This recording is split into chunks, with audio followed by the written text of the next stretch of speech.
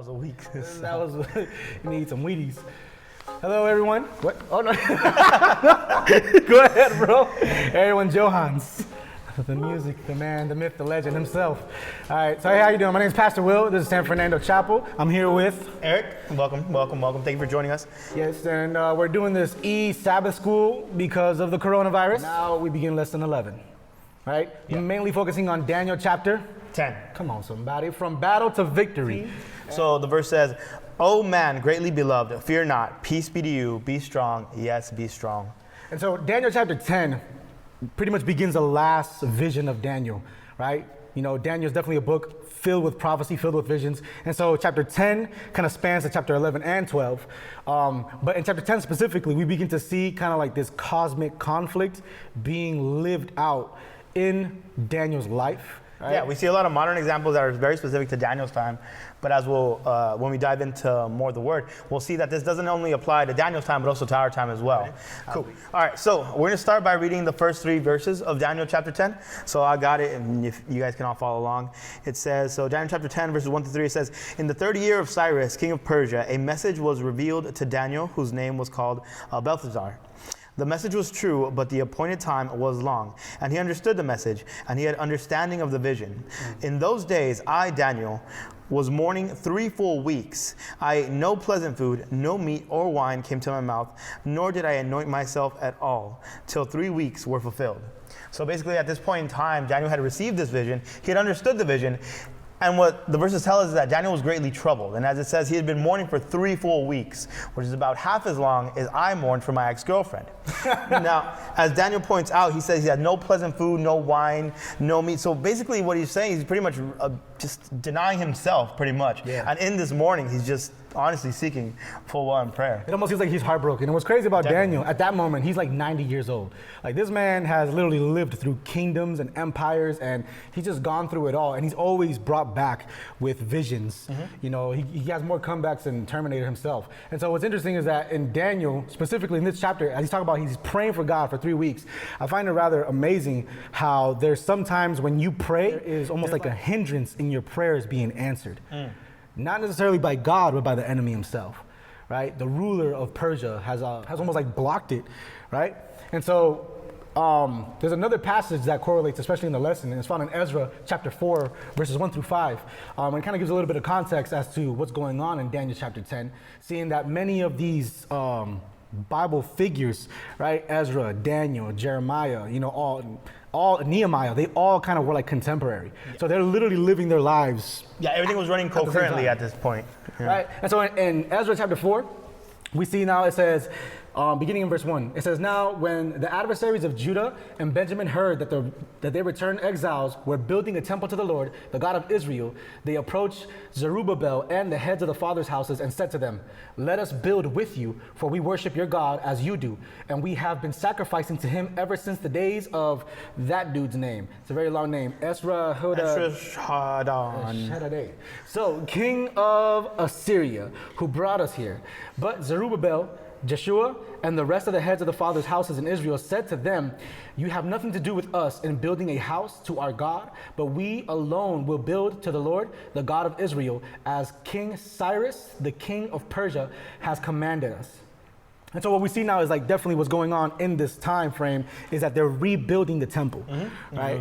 In Jerusalem, which is extremely important to them. You know, it's the center, their life, their economy, everything about them. And something that's very important is that this was the fulfillment of a prophecy, the 70-year prophecy, right? Yes. So this was after it had finally been fulfilled. They were finally allowed to leave and go and start rebuilding their temple. And sort of the first thing they're offered, which is very interesting, is help.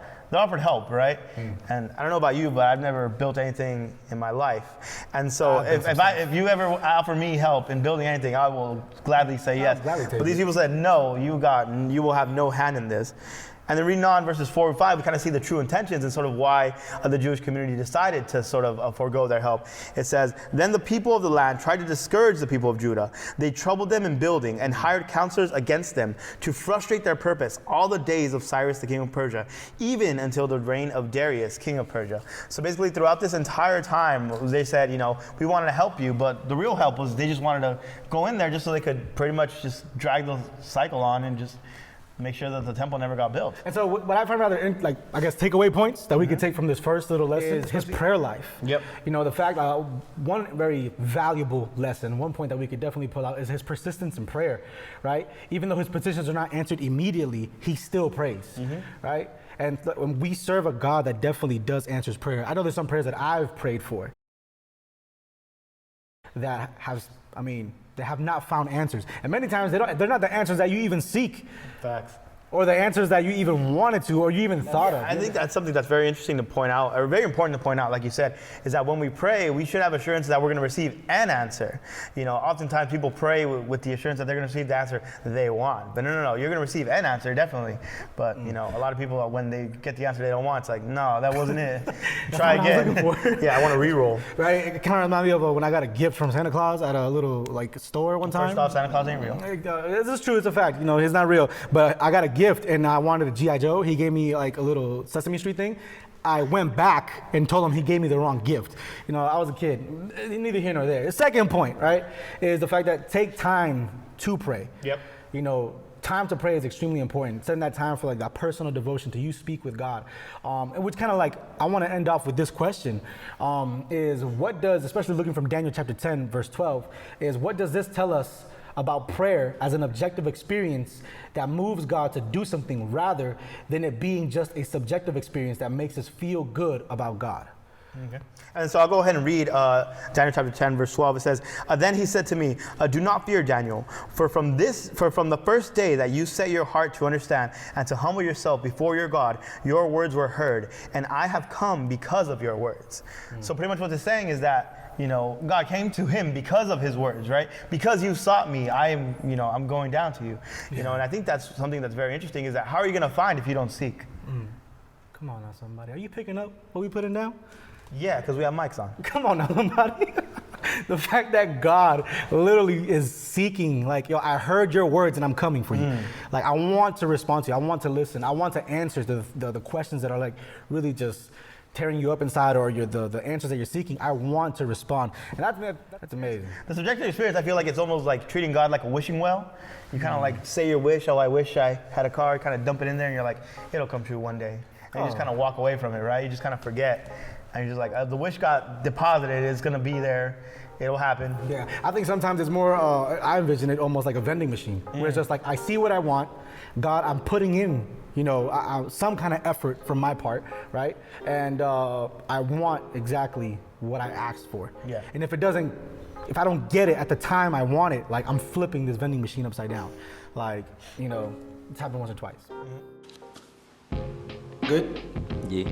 So I guess you gotta do, what is this, a cap? End card. End card. End card. Hi everyone, how you doing? My name is Pastor Will from San Fernando. And if you enjoyed this video, please subscribe to our page, leave comments, let us know. We're making these videos literally because of the coronavirus. If we get, I don't know, if you guys like it, we'll continue to do them. So yeah, just let us know what you think. Anything else, Eric? Follow for updates. Follow for updates. Anything else? We miss you guys. We miss you guys. Yeah. And we're gonna be praying for you guys. Happy Sabbath. Happy Sabbath. God bless. Goodbye, world.